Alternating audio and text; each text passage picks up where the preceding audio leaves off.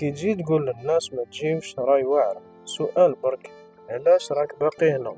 اذا كندا صعيبة علاه ما رجعتش لبلادك؟ ولا انت سوبرمان؟ انت تقدر والناس ما تقدرش. الناس اللي مازال في بلدانها راهي تعاني، تشوفك تعيش هنا، تركب سيارة، تخرج، تخدم، وتقولهم ما تجيبش. واش هاد التناقض؟ الهجرة ماشي جنة، بصح ماشي جحيم. الهجرة اختبار، واللي قلبه قوي ينجح. خلي الناس تجرب، خليهم يشوفوا بعينيهم، ما تكذبش عليهم وانت عايش هنا وتسد الباب وراك. بالعكس، مد كلمة خير، شد بيد خوك، لأنه اللي هاجر اليوم يقدر يكون سبب في خير كبير غدوة.